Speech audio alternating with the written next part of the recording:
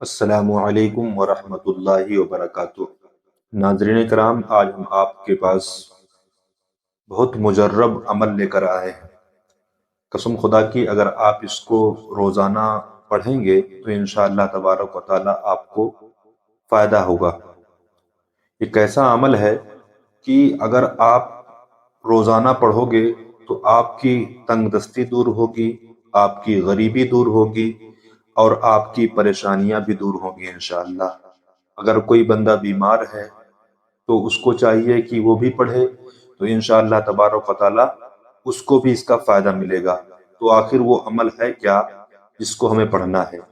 وہ دو وظیفے ہیں، ایسے دو وظیفے ہیں جو بندہ ان وظیفوں کو کثرت سے پڑھے گا تو انشاءاللہ تبارک و تعالی اس کی ساری پریشانیاں دور ہوں گی۔ وہ وظیفے کیا ہیں؟ تو سنیے، قرآن پاک کی ایک چھوٹی سی صورت ہے جو قرآن پاک کی سب سے چھوٹی صورت ہے۔ وہ چھوٹی صورت کون سی ہے؟ جس کا نام سورہ کوثر ہے۔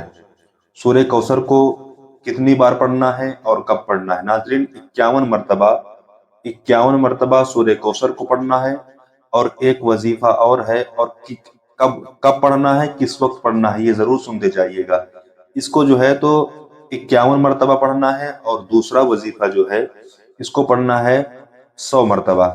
وہ دوسرا وظیفہ کون سا ہے؟ دوسرا وظیفہ ناظرین وہ ہے سبحان اللہ وبحمدہ سبحان اللہ العظیم، سبحان اللہ وبحمدہ سبحان اللہ العظیم۔ قسم خدا کی اگر آپ اس کو پڑھیں گے تو پڑھنے کے بعد آپ کو وہ فائدہ ملے گا، اور جو ہے تو یہ کچھ دن تک، یعنی کم از کم 11 دن تک اس وظیفے کو آپ کو جاری رکھنا ہے، کرتے رہنا ہے انشاءاللہ تبارک و تعالی۔ 11 دن کے اندر آپ کو اچھا رزلٹ ملے گا۔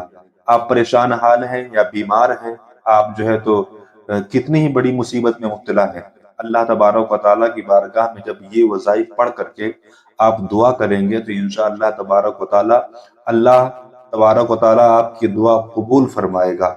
کب پڑھنا ہے؟ بعد نماز مغرب اور بعد نماز فجر۔ بعد نماز فجر اور بعد نماز مغرب آپ کو اول آخر درود شریف پڑھنا ہے۔ درود پاک کون سا؟ جو نماز میں پڑھا جاتا ہے، درود ابراہیمی۔ اگر وہ درود پاک آپ کو نہیں یاد ہے تو آپ کوئی بھی درود آپ پڑھ سکتے ہیں، جو چھوٹے درود ہیں، جیسے صلی اللہ تعالی علیہ وآلہ وسلم، اللہم صلی علی سیدنا مولانا محمد صلی اللہ، اتنے جو ہے تو اگر یہ بھی نہیں یاد آپ کو تو آپ کو پڑھنا ہے صلی اللہ تعالی علیہ وآلہ وسلم۔ اتنا پڑھنے کے بعد آپ کو جو ہے تو سورہ کوثر 51 مرتبہ پڑھنا ہے، اور 100 مرتبہ آپ کو وہ پڑھنا ہے سبحان اللہ وبحمدہ سبحان اللہ العظیم۔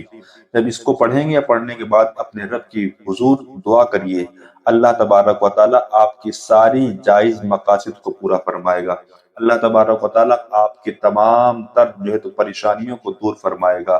اللہ تبارک و تعالیٰ آپ سے تنگ دستی کو دور فرمائے گا، اور آپ جو ہے سرخروئی حاصل کریں گے۔